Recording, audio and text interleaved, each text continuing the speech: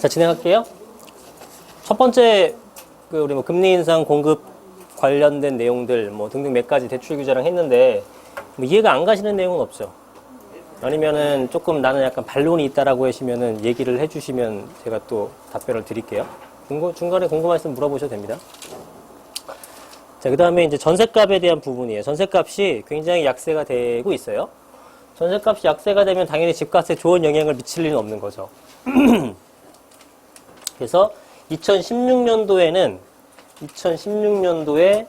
75%까지 치솟았던 전세가율이 2017년도부터 하락을 했죠. 근데 2017년도에 전세가율은 하락은 했는데요. 이거는 작년에는 전세가의 가격이 빠진 게 아니라 전세가가 상승했는데 매가가 더 빨리 올라가니까 전세가율이 떨어진 거였어요. 근데 반면에 2018년도에는 실제로 전세가가 하락하는 지역들이 나타나기 시작했습니다. 전세가율은 당연히 떨어졌고 75%까지 갔던 것들이 거의 60%까지 떨어졌죠. 전세값에 대한 약세는 당분간은 계속 되겠죠. 왜냐하면 올해나 내년까지 계속 공급이 물량이 많기 때문에. 네. 자, 그래서 갭 차이가 더 벌어졌습니다. 높아진 매매가, 그다음 낮아진 전세가로 갭 차이가 더 커져서 아파트 갭 투자가 지금은 거의 못합니다. 네. 서울에 아파트 살라 그러면 한 4억 들고 와야 돼요. 그죠? 노원구나 중랑구 이런 쪽은 2억대도 아직 있고, 관악구나 3억대, 마포니, 성동이니 이런 쪽은 거의 한 4억 갖고도 못 삽니다. 한 4억에서 한 6억 정도 들고 와야 되고, 강남은 10억 넘게 벌어진 것들도 부지기수예요. 갭 투자를 할 수가 없죠. 할 수가 없어요. 그래서 예상되는 거는, 공급량이 증가하는 2018년서부터 2020년까지는 전세값의 약세는 계속될 것으로 보여지고, 실거주자는 매수보다 전세를 선택하겠죠. 전세값은 약하고 매매가는 여전히 높아 있는 상황이기 때문에 대출도 안 되는 판국에. 그래서 전세 비율이 어떻게 됩니까? 나중에는 공급이 줄고 전세는 계속 수요가 느니까 전세 비율이 상승하게 되고 다시 매수 세력이 진입하게 되고 매매가가 상승하게 되는 패턴으로 움직이게 될 것이다라고 보는 겁니다. 그 내용이죠. 자, 그럼 다주택의 투자자들은 적어도 내년까지는 전세 가격의 하락에 대비해야 된다. 이거는 뭐냐면 이미 갖고 계신 분들 있죠. 다주택자분들은 당연히 내 것 빼고 다 세를 줬겠지. 전세를 대부분. 그럼 이 사람들은 내년 정도까지는, 그러니까 내후년 정도까지도 길게 보면 요 시기에 한 번 정도, 2년에 한 번씩 전세 텀이 돌아오니까 올해가 됐든 내년이 됐든 한 번은 하여튼 세입자를 교체를 하거나 연장 계약을 하거나 해야 돼요. 그 시기가 위기예요. 한 번은. 전세가가 약세가 될 수밖에 없는 시기입니다. 요 기간을 좀 대비를 해서 현금을 조금 확보를 한 다음에 쉽게 얘기해서 역전세에 대비를 할 필요가 있다라는 겁니다. 한 번은. 한 번이면 돼요. 한 번. 그래서 매매 수요와 전세 수요는 전국 수요인가 지역 수요인가의 차이. 하지만 제 생각은 한 번 정도면 준비하시면 된다라는 겁니다. 이거 무슨 얘기냐면 매매 수요와 전세 수요는 전국인가 지역 수요인가의 차이. 이게 무슨 뜻이냐면 매매 수요는 지역 수요인가요? 전국 수요인가요? 매매 수요는 전국 수요예요. 강남에 있는 거를 강남구 사람들만 삽니까? 강남의 아파트를? 서울의 아파트를 서울 사람들만 사요? 아니야. 다 사죠. 지방에서 올라와서 서울의 아파트 빌라 산 사람들이 재고객만 해도 지난 3년, 3차년간 수백 명이에요. 수백 명. 지방에서 올라오신 분들만. 근데 지방에서 올라와셔갖고 서울에다가 전세 얻으신 분은 있을까 없을까요? 그런 사람은 거의 없죠. 그죠? 그러니까 전세는 지역 수예요. 그 지역에만 기반한 수예요. 내가 직장이 대구인데 서울에 전세를 얻으러 와요? 안 와. 매매는 하지. 투자니까. 그죠? 그래서 매매 수요는 전국적 수요고 전세 수요는 지역적 수요다. 그 다음에 지방은 침체 시기가 더 길 수밖에 없습니다. 왜냐하면 공급 물량이 많이 있기 때문에. 수요의 차이도 물론 있겠지만 공급 물량의 차이가 많죠. 지방은 그러니까 공급량이 되게 많은데 그게 빨리빨리 해소가 안 되잖아요. 그러니까 길어질 수밖에 없는 거예요. 자, 그 다음에 거래량이 감소하는 부분. 자, 거래량이 감소하는 부분들. 주택 매매 거래량이 엄청나게 감소를 했고, 아주 감소했다는 표시들이 많습니다. 자, 그러면, 자, 일단 첫 번째, 우리가 일반적으로 알고 있는 상식이 이제 거래량의 감소가 가격의 감소를 불러오는 케이스가 있는데 반드시 그런 건 아닙니다. 여기서는 깊이 있는 설명을 하지 않을게요. 거래량의 감소가 반드시 가격의 감소를 불러오는 건 아닙니다. 반드시 감소를 불러오는 건 아니에요. 그리고 매도와 매수가 지금 힘겨루게 하는 시기입니다. 매도자는 싸게 팔고 싶지 않고 매수자는 싸게 사고 싶어 하고 그래서 그 접점이 없기 때문에 거래가 없는 거거든요. 그러면 이게 시간이 지나서 이런 상태가 쭉 가게 되면은 일단 첫 번째, 매수자가 가격에 적응하는 단계가 나타납니다. 뭐냐면 지금 10억짜리 아파트가 굉장히 좀 비싸게 느껴져요. 2018년도 10억짜리 아파트가 굉장히 비싸게 느껴지는데 그게 2020년 가게 되면은 여전히 10억이다. 그럼 2년 동안 하나도 안 올랐네? 이런 느낌이 들어요. 그냥 익숙해지는 거죠. 익숙해지는 거. 뭐 그렇잖아요. 사람 심리가. 뭐든지 익숙해지잖아요. 작은 평수에서 큰 평수 오게 되면 막 운동장 같이 넣었다가 한 2달 살게 되면 큰 거 못 느껴요. 그 사람이 그렇잖아요. 그래서 그런 거랑 비슷하게 그냥 가격에 적응을 해버립니다. 그 다음에 정책은 아까 말씀드렸죠. 이 강한 정책은 오래 못 간다. 정책이 완화가 되게 돼 있어요. 그리고 공급은 어떻게 됩니까? 감소가 되는 시기가 반드시 오죠. 그리고 전세가율은 어떻게 되죠? 다시 상승하게 되는 패턴으로 돌아갑니다. 이걸로 인해서 점차 매도자 우위 시장이 발생하는 거고, 그래서 거래량의 감소는 굉장히 일시적 현상으로 끝날 가능성이 높다라는 거죠.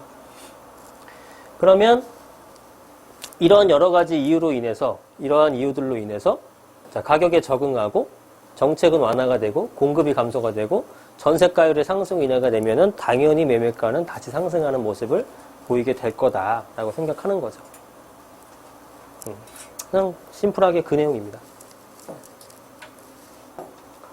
그러면 2020년 이후에는 공급량에 대한 부족 현상이 다시금 나타나게 될 것이고, 그죠? 대규모 택지 공급이 힘들고 신도시를 얘기는 해놨지만 그건 2025년 이후에나 본격적인 출하가 될 것이고, 그것도 계획대로 갔을 때 얘기예요.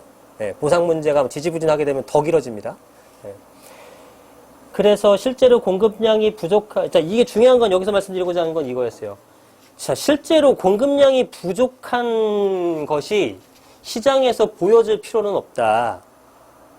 실제로 공급량이 부족한 거는 21년도 이후의 문제예요. 그러면 19년도, 20년도까지 가격이 하락했다가 21년도에 다시 상승하는 단순한 패턴을 그리느냐? 그렇지 않다라는 거죠. 우리 재건축 아파트나 재개발 아파트가 개발이 하나도 안 되다가 개발이 완료돼서 새 아파트가 딱 눈에 보여서 갑자기 급상승하나요? 아니면 미리 가격을 반영하나요? 미리 가격을 반영하죠. 압구정동이나 여의도 아파트가 40년 동안 전혀 진척이 없습니다. 재건축에 대해서. 근데 가격은 미친 듯이 올라가 있죠. 그런 거죠. 가격은 개발의 완료 여부와 상관없이 선반영한다는 겁니다. 마찬가지예요. 공급량이 부족하다는 것이 실제로 피부로 체감돼서 정말 전셋집 구하기 힘드네? 매매 구하기 힘드네? 그래야지만 가격이 올라가는 게 아니에요. 이러한 정보를 아는 순간 사람들은 미리 사기 시작할 겁니다. 그래서 앞서 제가 서두에서 언급했던 것이 이 정보라는 것이 적어도 20년도엔 들어갈 것이고 최악으로 늦어져도 21년, 그땐 피부로 체감할 거니까 적어도 20년도엔 이런 얘기가 나올 것이고 빠른 사람들은 19년도부터 대비를 할 것입니다. 그래서 대비하는 사람들이 굉장히 많다면 가정이지만 이런 정보들이 굉장히 많이 광범위하게 퍼져서 사람들이 알게 된다면 19년도부터 가격이 올라갈 것을 배제할 수는 없어요. 생각해보세요. 22년 뒤부터는 가격이 올라갈 게 확실한데 여러분들 지금 팔았다가 다시 그때 직전에 살 겁니까? 그렇게 안 해요, 사람들은. 오히려 추가 매수를 하겠죠. 여유가 있으면.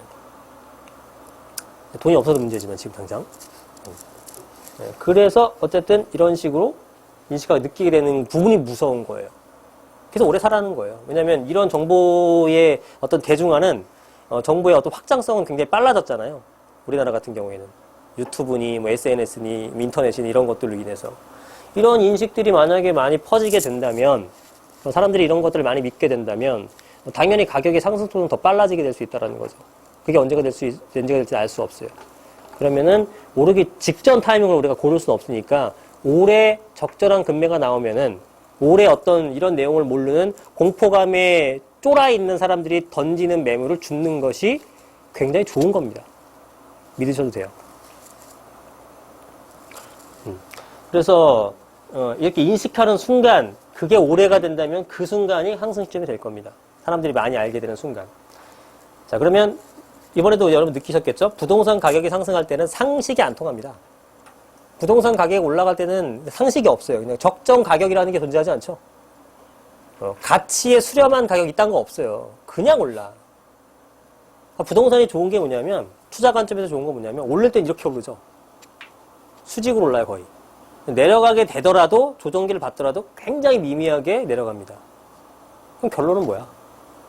장기적으로 보면 그냥 오르는 거죠. 이렇게 가다가 조정받다가 이렇게 가다가 조정받다가 이렇게 가다가 조정받다가 그럼 결론은 뭐야?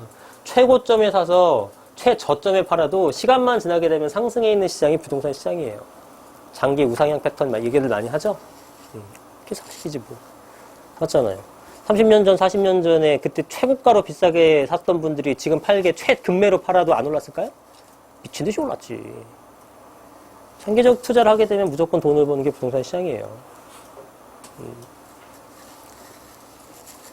그죠?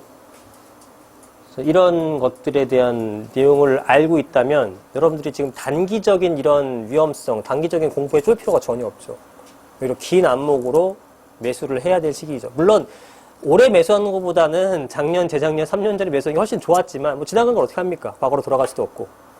그래서 그 시기를 놓쳤다면 지금이라도 잡아두시는 게 좋다. 그러니까 저는 약간 극단적으로 얘기하게 되면은 하루라도 먼저 사는 게 좋다 주의예요. 하루라도 먼저 사는 게 좋다. 왜? 부동산 가격이라는 것은 어제의 가격으로 회귀하는 경우는 거의 없습니다. 오늘의 가격이 최저점이에요. 내일 되면 더 올라갈 것이고요. 모레 되면 더 올라갈 거예요. 그죠? 여러분들이 생각을 해보세요. 여러분들이 금액을 10억 주고 샀어요. 10억 주고. 10억 주고 샀는데 이거를 여러분들이 이 9억에 팔겠습니까? 절대 이렇게 파는 사람 없거든요. 그러니까 왜 이렇게 올라갈 때 팍 올라가다가 내려갈 땐 조금밖에 안 올라가면은 올라갈 때는 이번에 느끼셨잖아요. 근데 이성적인 가격이 없어. 너도 나도 물량이 모자르는데 사고 싶으니까 사요. 그러다가 팔 때는 이거 억울해서 못 팔거든. 그러니까 최대한 버티는 거예요. 최대한. 그러니까 손실 우리 회피 성향이라고 하죠. 행동심리학 같은 데 보면 손실 회피 성향이라고 해요. 그래서 여러분들이 길을 가다가 5만 원을 주웠어요. 100만 원 할까? 돈 크게? 100만 원을 주웠어. 100만 원을 주웠어. 돈 봉투를 딱 주는 100만 원이야. 술 먹고 가다가 얼마나 신나요, 그죠? 주머니에 넣고 집에 왔어요. 내일 맛있는 거 사 먹어야지. 근데 아침에 딱 일어나 보니까 주머니에 그게 사라졌어요. 여러분 기분이 어떨 것 같아요? 더럽죠. 적절한 표현이십니다. 더럽죠. 근데 이게 이론적인 어떤 그 경제학적 측면에서 보게 되면은 나는 기분이 더러울 리가 전혀 없어. 왜? 내 거 아니야. 난 원래 들어와서 그냥 잠자고 일어나서 깬 거야. 기분 그냥 뭐 해피해야 돼. 근데 기분이 더럽단 말이죠. 그게 행동심리학에서는 100만 원을 얻었을 때의 기쁨 이거를 플러스 5로 봅니다. 근데 이거를 100만 원을 잃어버렸을 때의 슬픔을 마이너스 20으로 봐요. 그래서 실제로 내가 느끼는 감정은 마이너스 15가 되는 거예요. 수치로 해보니까. 진짜로 조사를 실험을 했다니까. 그래서 기분이 더러운 거예요. 정상이에요. 그래서 올라갈 때는 올라가는 기쁨보다 떨어질 때 그 슬픔이 너무 크기 때문에 사람들은 무조건 버티는 거예요. 무조건 버텨요. 언제까지 버티느냐? 경매에 들어가거나 아주 그냥 내가 작살이 나기 직전까지 최대한 버티기를 하는 겁니다. 그러니까 가격이 안 빠지는 거예요. 무섭다. 그래서 나 10억에 샀으니까 그럼 6억에 얼른 팔아야지. 더 떨어지겠네? 이런 사람이 없다고요. 그런 사람이 없어요. 그래서 내려갈 땐 잘 안 내려가죠. 그래서 이렇게 버티다 보게 되면 다시 상승하는 시기가 도래하는 거예요. 그래서 부동산은 잘 안 떨어집니다. 예. 사람들의 행동 패턴으로 보더라도.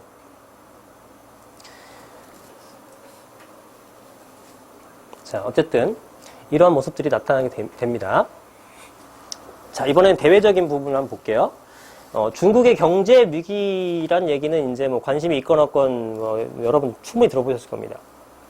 그래서 일단 중국이라는 나라, 이놈이 엄청 야망이 있는 사람이에요. 시진핑이.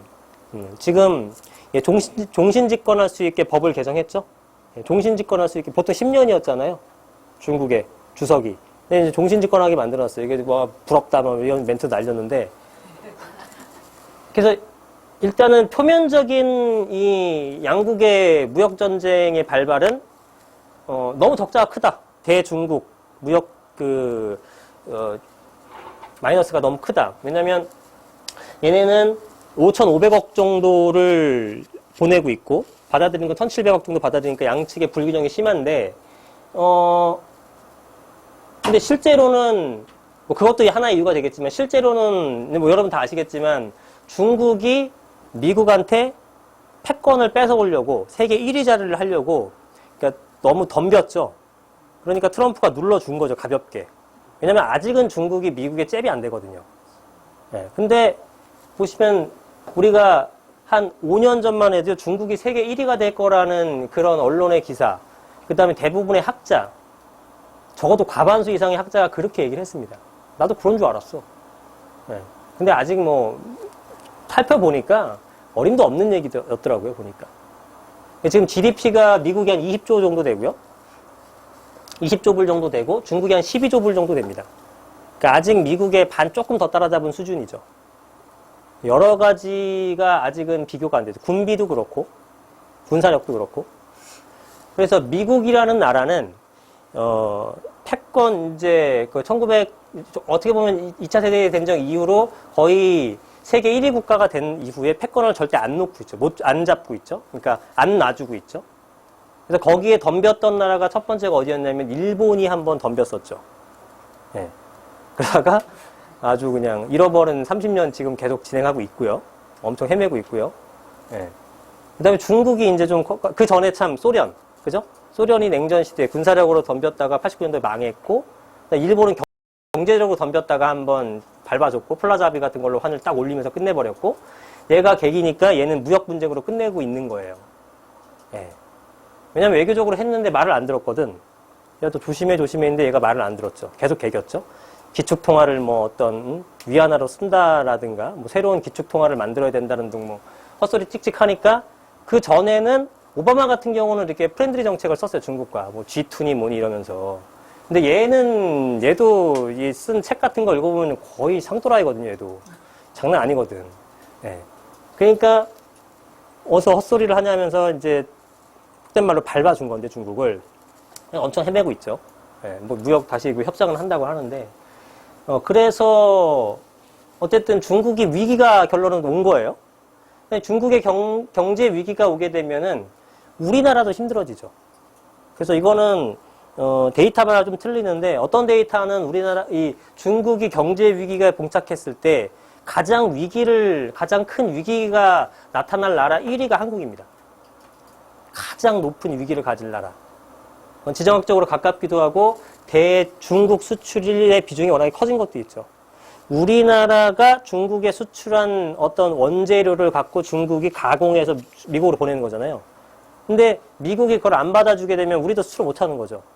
근데 우리는 수출 주도형 국가인데 그게 대중국 수출이 굉장히 많은 비율을 차지하고 있단 말이죠. 거의 한 4분의 1 정도. 근데 그게 막혀버리게 되면 우리도 굉장히 타격이 크죠. 근데 우리는 수출이 당장 안 되면은 굉장히 위험한 나라입니다. 경계를 버티고 있는 것들은 대부분 수출이에요. 수출. 그래서 우리나라는 거의 반 이상이 수출이잖아요. 이런 나라가 거의 없죠. 수출을 해야 내수가 없어요. 우리나라 5천만밖에 안 되는데 무슨 내수야. 그죠? 내수가 없으니까 수출을 해야 되는데 얘네가한테 많이 팔았는데 얘네가 막혀버린다? 그럼 힘들어지는 건 맞죠. 우리나라가. 그래서 그거에 대한 리스크는 분명히 준비를 해야 돼요. 어떻게 될지 모르죠. 뭐 저도 사실상. 이건 뭐 어떻게 예측하겠습니까? 근데 중국이 굉장히 위험한 나라라는 거는 맞고요. 예, 중국이 솔직히 마음에 들진 않아요. 개인적으로도. 망하건 말건 관심도 없고. 그렇지만 우리나라에 영향을 미치기 때문에 예, 그 부분에 대해서는 여러분들 잘 고려를 하셔야 될 것 같다는 느낌이 듭니다. 자, 그래서 지금 보시면 이 중국이라는 나라는 참 독특한데 지금 중국에도 지방자치제인데요. 지방정부에 대한 빚이 엄청나게 많습니다. 지방정부, 우리나라 때문에 경기도, 강원도, 뭐 이런 도시들의 그런 도나, 아니면 뭐 서울시든 뭐 인천시든 이런 데에 대한 지방정부의 부채가 엄청 많고요. 그 다음에 지방정부 기업, 공기업들도 부채가 되게 많습니다. 어느 정도냐면은 지금 GDP 대비 한 260에서 270% 정도 된대요. 전 세계에서 가장 많죠. 비율이. 일본보다 많습니다. 일본이 200%가 좀 넘어요, GDP에.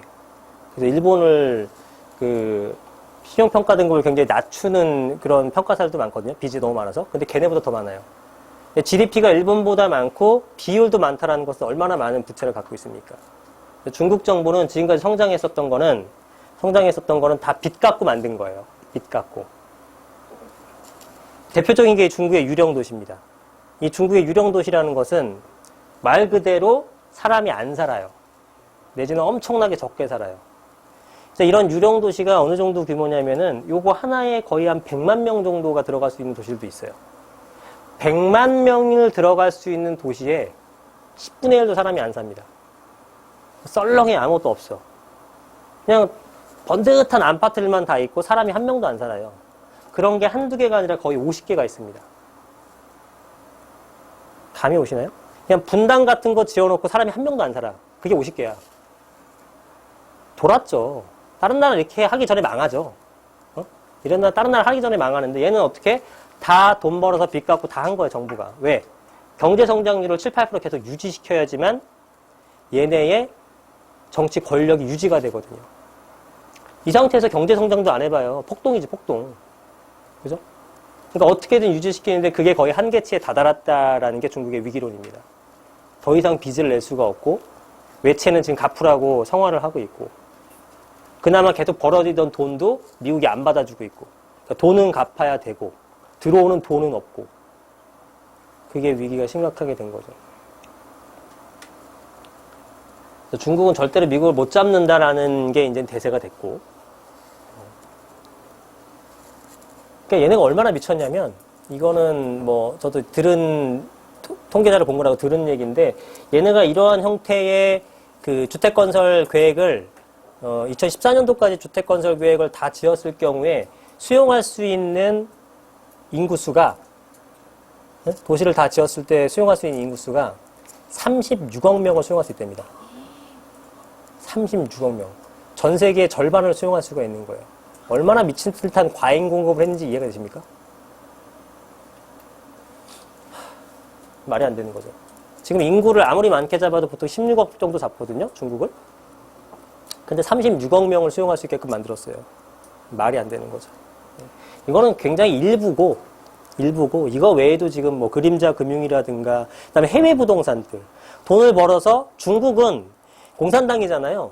많이 기사에서 보셨겠지만 자산이 아무리 많은 관료가 있더라도 그냥 얘 딱 내치고 마음 먹게 되면 얘 재산 그냥 몰수입니다. 몰수. 끝나죠. 그러니까 얘네들이 중국 돈을 갖고 있거나 중국의 어떤 자산을 갖고 싶겠어요? 이 사람들이? 안 그래. 어떻게 해요? 해외에 있는 부동산을 사죠. 해외에 있는 부동산들을. 그래서 해외에 있는 그 부동산들이 가격이 엄청나게 올랐어요. 우리나라 같은 경우는 제주도. 대표적인 게 뭐 캐나다 밴쿠버라든가 뭐 동남아의 도심 국가들. 그런 쪽에 차이나머니에서 들어서게 되면서 가격이 엄청나게 상승했단 말이죠. 근데 그게 지금 이제 위기가 될 수 있다라는 거예요. 왜? 중국의 위기가 되게 되면은 어떻게 합니까? 이것들, 해외 부동산에 샀던 것들 다시 되팔아야 돼요. 개인이 산 거 아닌 것들은 다시 되팔아야 되는 거죠. 똑같죠. 옛날에 일본이 엄청 잘 나갔을 때 막 외국에 있는 건물 사고 뭐 영화사 사들이고 미술품 같은 거 막 가격 다 올려놓고 했던 거랑 똑같아요. 지금 돈이 워낙 많으니까. 그래서 이런 내용이 있고 변수 같은 게 좀 몇 가지 있습니다. 변수가 뭐가 있냐면은 에셋 파킹이라고 얘기 들어보셨나요? 에셋은 자산이란 뜻이고요. 파킹은 주차한다는 뜻이죠. 그래서 자산을 어디다가 보관한다는 의미가 됩니다. 방금 했던 얘기들처럼 조금 불안한 나라들 있죠. 정치가 불안한 나라, 부정부패가 만연한 나라들, 개도국 같은 데나 이런 데서 그런 데서도 부호들이 생기기 마련이에요. 그죠? 그런 부호들이 자국에 있는 자산을 갖고 싶지 않은 거예요. 그래서 해외에 있는 안전한 나라에 있는 자산을 사는 겁니다. 그죠? 방금 설명드렸던 밴쿠버나 제주도나 뭐 기타의 유명한 뭐 휴양지 같은 것들의 건물들이나 땅을 사는 거죠. 자기 나라 불안하니까. 뺏기면 그만이니까. 그런 걸 에셋파킹이라고 하는데 이런 에셋파킹 그러니까 해외 자본들이 들어와서 집중하기 시작하면요. 가격은 뭐 금리니 지금 우리가 얘기했던 공급량이 이거 아무 소용없어요. 모든 걸 씹어 삼키는 변수예요. 캐나다가 아시겠지만 우리나라의 거의 50배 규모입니다. 크기가. 한반도에 45배? 근데 인구는 3,500만 명이에요. 우리나라보다 인구가 작은데 크기는 40, 50배 커. 그럼 거기는 부동산이라는 게 사실 존재가 할 수 없는 나라죠, 사실상. 널린 게 땅이잖아. 근데 거기 있는 밴쿠버의 30평대 아파트 가격이 40억, 50억입니다. 누가 그렇게 올려놨어요? 쟤들이 올려놨어. 홍콩에 있는 것들, 기본적으로 고급 빌라 같은 것들은 300억, 400억이에요. 그죠? 1000억 넘는 것들, 집들도 많아요. 1000억.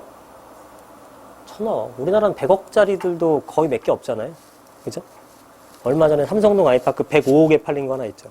그것도 러시아 사업가가 산 거예요. 그죠? 그것도 에세 파킹이 하나가 볼 수 있는 거예요. 105억이면 우리나라 사람들이 샀겠어요? 105억이라는 금액을 우리나라 부자들은 아직 못 사요. 한 아파트를 가지고. 그죠? 그래서 하여튼 외국의 자본들이 들어왔을 때는 뭐 이러한 저러한 것들이 다 필요 없이 그냥 가격이 올라가는 현상이 생기는데 당장은 그게 힘들어 보입니다. 왜냐면 그 대부분의 그 자본, 그게 어디였냐면은 차이나머니였거든요. 근데 지금 지들도 막 비틀비틀대고 있는데 뭘 사겠습니까? 지금 당장은. 그래서 그런 게 있을 것이고.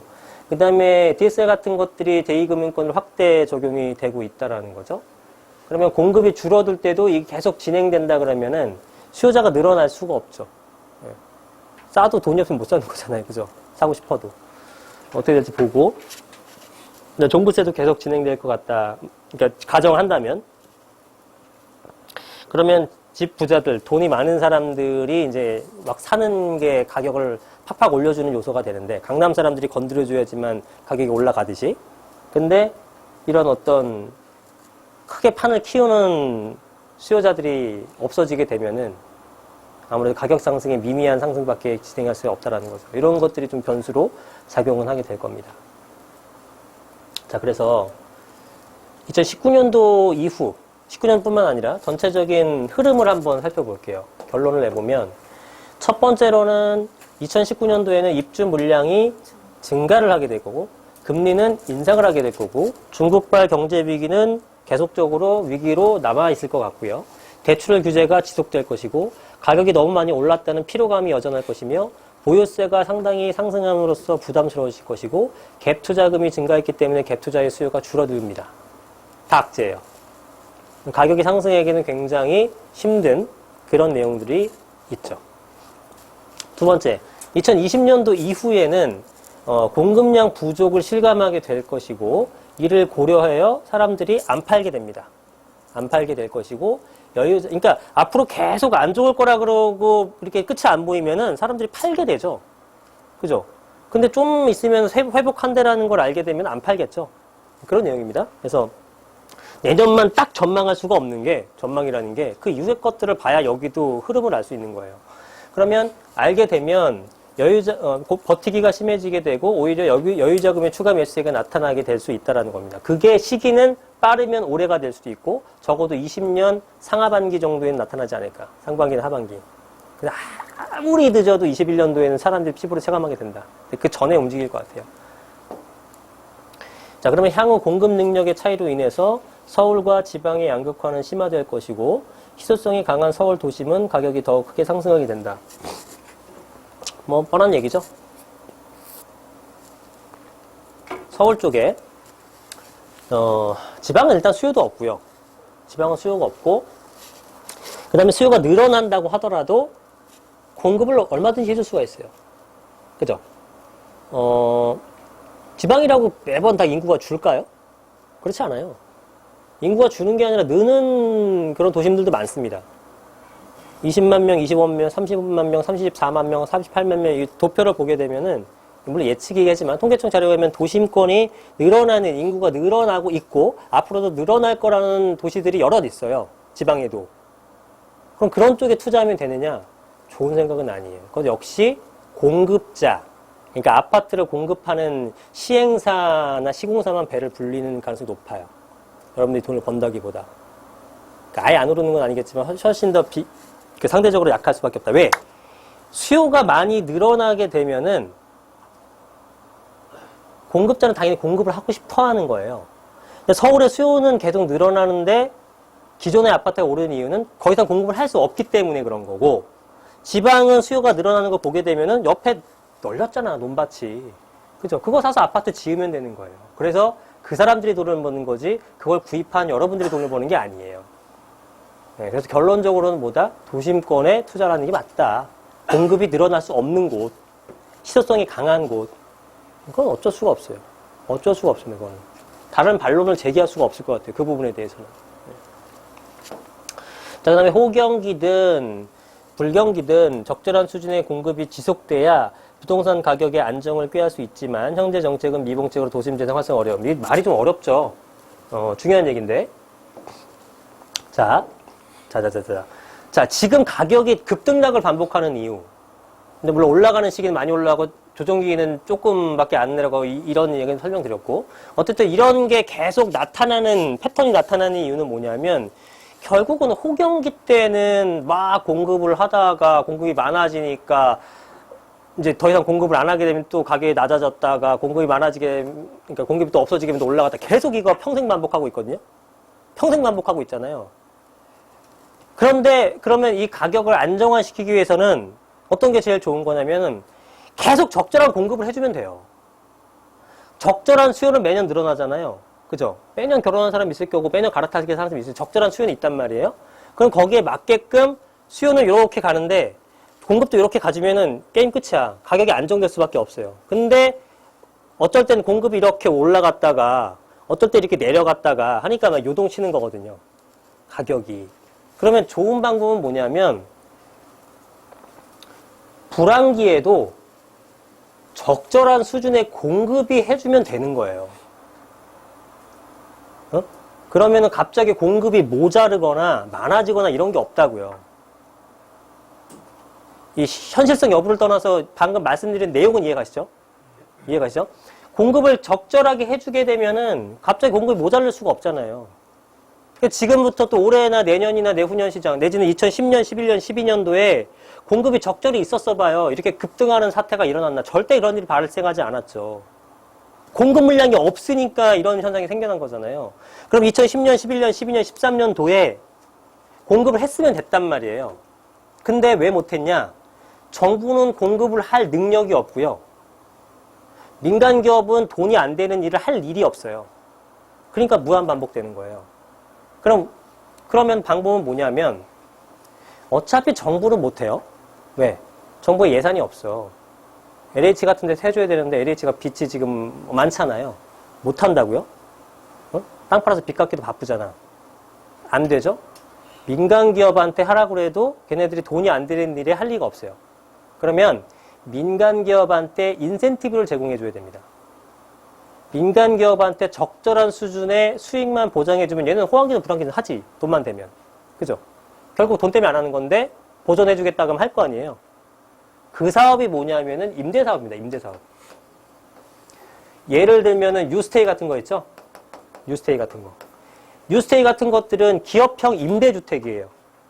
이게 굉장히 좋았었던 이유는 개인적으로 굉장히 좋았었던 정책이라고 판단했던 이유는 뭐냐면 이 유스테이 사업에는 불황기에도 공급이 돼요. 쟤는 파는 목적이 아니잖아. 판매 목적이 아니잖아요. 임대 목적이죠. 오히려 불황기 때 더 잘 돼. 그러니까 불황기 때도 뉴스테이 사업을 계속 강화했으면은 불황기 때도 계속 적절한 공급이 생길 수밖에 없어요. 공급이. 그럼 공급이 안정화되게 되면 가격도 안정돼요. 그래서 주택임대사업자, 이게 뭐 없어졌다고 쳐도 주택임대사업자 같은 거를 활성화시켰다. 이것도 굉장히 좋은 정책이었어요. 부작용은 났지만. 그죠? 부작용은 났죠. 다주택자가 양도세 회피 목적으로 많이 이용했잖아요. 그래서 이제 다시 정책이 바뀐 건데 주택임대사업자가 활성화됐다라는 것도 많은 민간 임대사업자들이 불황기든 호황기든 적절한 규모의 그 주택 공급을 해주는 거 아니에요. 근데 이게 지금 다 날라갔죠. 어떻게 보면. 주택사업자 안 되죠. 뉴스테이 같은 거 없어져 버렸죠. 그럼 결론은 뭐냐면 앞으로도 계속 이래요. 주택 공급은. 투자자 관점에서는 좋아. 안정화되는 것보다 이게 나아. 그죠? 안 좋을 때 사서 올라가면 내 거 먹고 하면 되니까. 그죠? 이게 계속 지속될 거라고 보는 겁니다. 끝났지 뭐. 불황기의 공급은 당분간 요원한 얘기가 됐습니다. 또. 자, 결론 내보면 자, 단기적 정책 효과와 입주 물량의 증가로 1, 2년간 가격은 조정기를 걷다가 다시 가격은 필연적으로 상승하는 구조로 흐름을 타고 있다. 이렇게 보는 거죠. 그래서 올해 시장 전망은 그닥 좋지 않지만 올해 시장 전망이 좋지 않다고 매도를 한다거나 매수를 고려하지 않다거나 이거는 좋은 전략이 아니다라는 게 제 결론입니다. 뭐 구체적으로 지역적 분석 이런 것도 이제 또 들어가야 되는데 그거는 어차피 시간이 없고 전체적인 틀의 내용은 그런 거예요. 이해되시죠? 예. 우리가 본 게 예, 상당히 이제 여러 가지가 있는데 내용을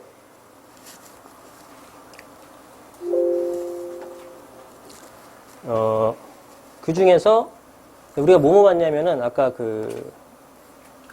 요거 하락 요인과 상승 요인을 봤었죠.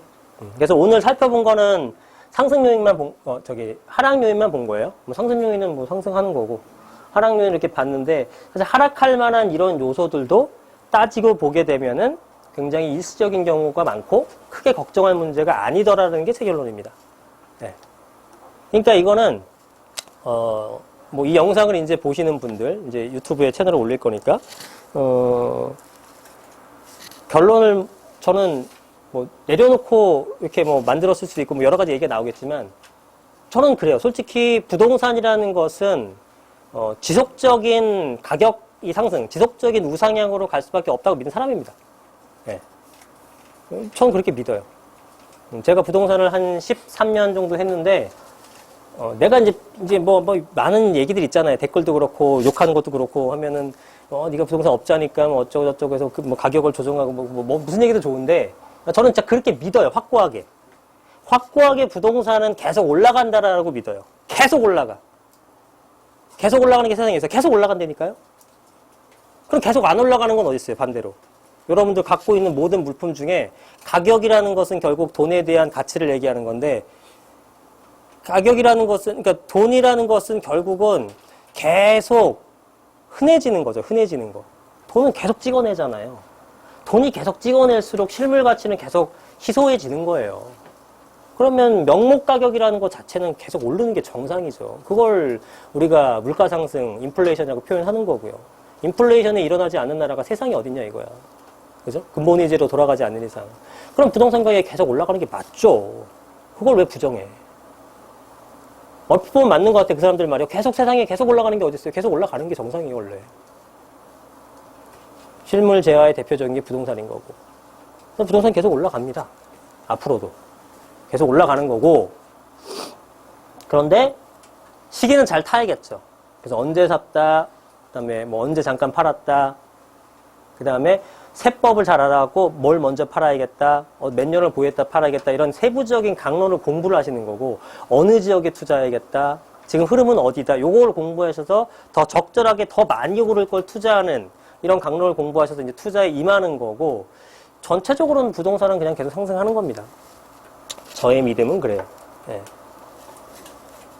그래서 그거를 뭐 동의하시는 분 있고 동의 안 하시는 분도 있고 예전에는 이제 왜 이거를 모를까라고 얘기했는데 이제는 뭐 안 믿는 분들은 그냥 제가 설득하지도 않습니다. 귀찮아요. 그런 분들은 설득도 안 되고 그냥 또 자기 논리가 또 있어요. 말도 안 되지만 하나하나 뜯어보면 예. 그렇게 사는 거지 뭐. 그죠? 근데 저는 그런 것 같아요. 집을 못 산 사람들은 굉장히 억울할 것 같긴 합니다. 솔직히. 왜냐하면 저를 상담하시는 분들 중에서도 서울 쪽에 제 사무실 강남이다 보니까 서울에 계신 분이 많이 오시는데 서울에 집이 있어요. 한 채가 있어. 근데도 너무 배 아파하시는 거야. 집이 세 채, 네 채 있지 못하다고. 그죠? 한 채밖에 안 올랐다고. 그래도 한 3년 사이 2억 올랐는데 그래서 배 아프다는 거예요. 남들은 4억, 5억 올랐으니까. 그죠? 그럼 심지어 못 사는 사람도 있고 지방에 사는 사람들은 얼마나 속이 좀 기분이 그러시겠어요. 그건 이해하죠. 그죠? 그러다 보니까 집값이 좀 떨어지길 바란다 해서 집값은 떨어져야 된다라는 믿음, 그 다음에 집값은 반드시 떨어질 거라고 신념이 생긴 것 같아요. 어느 순간 자기도 모르게 야 나는 못 샀는데 억울하거든. 억울해. 지금 사기엔 돈이 없고 그러니까 이건 말이 안 되는 거야. 그러니까 집값은 떨어지는 게 맞아라고 마저 생각하다 보니까 자기가 보고 싶은 것만 보고 듣고 싶은 것만 듣잖아요. 사람은 그런 내용들만 보고 이제 이 말이 맞는 거예요. 그러니까 이런 거는 무조건 다 부정. 그런 사람들을 설득 못 합니다. 설득 안 돼요. 본인 인생이지 뭐. 근데 두고 보세요. 부동산은 절대 안 떨어져요. 절대 안 떨어져. 그 더 웃긴 거는 예를 들어 부동산이 떨어지는 것들은 뭐가 있었냐면은 글로벌 세계금융위기라든가 그다음에 IMF라든가 이런 경제 위기 때는 떨어집니다. 경제 위기 때는 부동산만 떨어지는 게 아니라 뭐 현금하고 금 외에는 다 떨어지는 거잖아요. 주식이고 뭐고 다 떨어지는 거니까 그때는 유일하게 떨어지는데 그러면은 그때 그 무주택자 집을 없으신 분들 그런 사람들이 그럼 그 시기에 집을 사겠냐 이거예요. 그때가 마지막 기회인데 그때 살 수 있을까? 또 못 사. 그죠? 또 못 삽니다.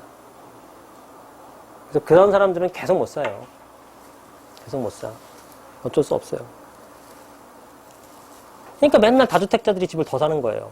벌어봤으니까. 고기도 먹어본 놈이 안 타고. 서울에 2만 가구 뭐 들어오고 막 이런 데는데 2만 가구 뭐 3만 가구 들어오고 서울에 지금 1000만 인구라 그러면은 43% 아니 대충 봐도 한 400만 명이 지금 무주택자예요. 서울만. 400만 명이 무주택자고 넓게 잡아서 1인 가구에 4명이라 쳐도 100만 가구가 지금 무주택인데 예? 한 2만 가구 집어넣는다고 2만 가구 중에 또 반은 다주택자가 사요. 예? 반은 다주택자 산다니까? 그럼 만 가구 공급해서 100만 명 중에 1% 공급한다고 그게 공급 과잉이에요? 아니야. 이런 쪽은 계속적인 평생 공급 부족 지역이에요. 평생 공급 부족 지역. 일시적인 건 모르겠지만 결국 길게 보면 평생 공급 부족 지역이 서울이에요. 그러니까 서울에 집이 떨어질 수가 없는 거, 그냥 현금화 시킬 수 있는 거. 그죠? 가장 현금화 시키기 좋은 것들. 물론 이런 시기엔 잠깐 뭐 안 팔릴지 모르겠지만 서울에 20평대 아파트 갖고 있어봐야 웬만한 지역에 5천만 원만 싸게 팔게 되면 미친 듯이 덤비죠. 현금이지. 예금에서 찾는 거랑 별 차이가 없을 수준이라니까요. 환금성이. 부동산의 단점으로 뭘 지적하냐면 환금성을 지적하잖아요. 언제 팔 수 있을지 모른다. 땅이나 이런 것들은 여전히 그렇죠. 근데 서울의 소형 아파트? 이제는 거의 뭐 현금하고 비슷한 수준의 환금성을 갖고 있는 그런 상품이 됐죠. 그죠? 단점이 안 보이기 시작했어요. 희소성. 되게 무서운 거예요. 다이아몬드가 왜 비쌉니까, 여러분? 다이아몬드가. 이뻐서 그래요? 가짜도 이쁜 게 얼마나 많은데. 근데 왜 그래요? 희소성 때문에 그래요. 사막에 갔는데 다이아몬드 줄까? 5일 동안 물을 못 먹었어요. 생수 하나 줄까? 뭐 가지실래요? 그래 다이아야? 생수 같겠죠? 왜? 그때는 희소성이 더 강하거든, 얘가. 그때는 다이아보다 얘가 더 강한 거예요, 희소성이, 물이. 근데 서울의 부동산이 앞으로도 계속 희소성이 생겨날 수밖에 없어요. 우스갯소리로 이런 내용이 있더라고, 인터넷에. 서울의 그 집값을, 그러니까 서울의, 강남의 집값을 잡으려면은, 강남구에 있는 집값을 잡으려면은, 동작구랑, 강동구랑, 송파구랑, 관악구랑, 금천구랑, 여기까지 다 강남구로 편입시키세요. 이름이 다 강남구야. 그건 잡힐 거라고 하더라고. 되게 일리 있는 얘기 같지 않아요? 현실성은 없지만. 서울도 뭐 밑에 삼본이고, 의정부가, 양주구 다 편입시키면은 집값이 잡힐 거래. 천재라고 생각해서 솔직히 속으로는. 어쨌든 그건 말이 안 되는 거고 실제로는 서울의 집값을 잡을 방법이 거의 없다라고 봅니다. 그러면 이제 재건축이나 재개발이 왜 이렇게 가격이 상승하냐면 누구나 흔아파트, 새아파트 중에서는 새아파트 좋아해요. 그죠? 그 다음에 직장이 가까운 거랑 먼 것들랑 당연히 가까운 걸 좋아합니다. 근데 서울에는 새아파트가 별로 없고요.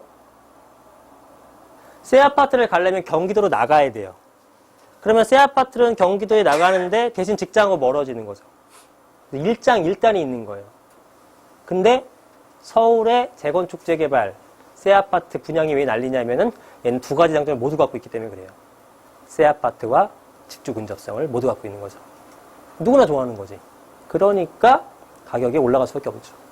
이게 앞으로라고 바뀔까요? 그렇지 않죠. 서울의 집값을 현실적으로 잡기 위한 방법은 교통망을 완벽하게 구축하는 겁니다. 교통망을. 지금은 경기도 외곽에서 서울로 오기가 힘들잖아요. 그런데 그거를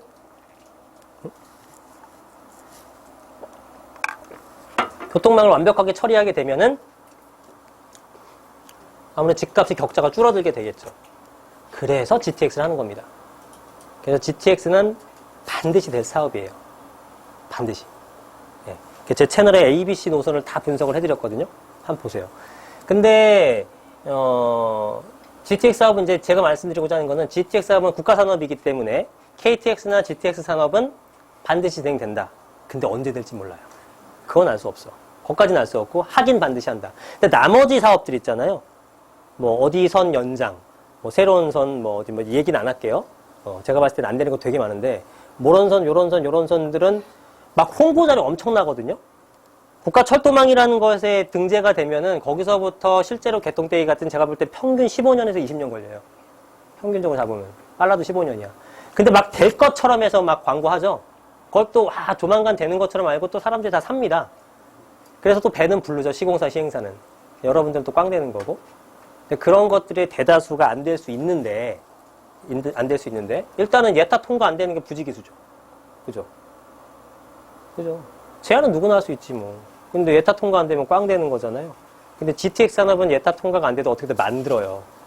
그래서 만든 거잖아. 이번에도 A 노선만 통과했고 B, C 노선 통과 못했는데 새롭게 연장하고 막 지지고 복구해갖고 C 노선 통과한 거고 B 노선도 예타 면제 얘기가 나오고 있죠. 네, 이런 식으로 만들어냅니다. 왜냐면 그거는 서울의 집값을 잡기 위한 필수적인 요소이기 때문에 그래요. 어떻게 보면은. 네.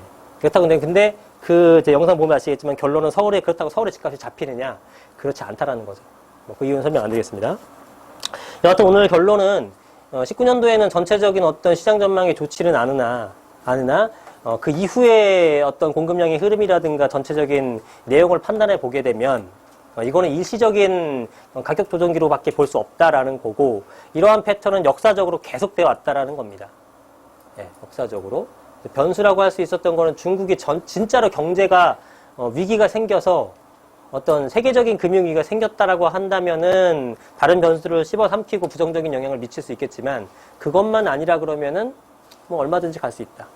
최악의 경우 중국 경제가 만약에 위기가 왔다. 그럼 그냥 뭐 장기 버티기로 가야죠.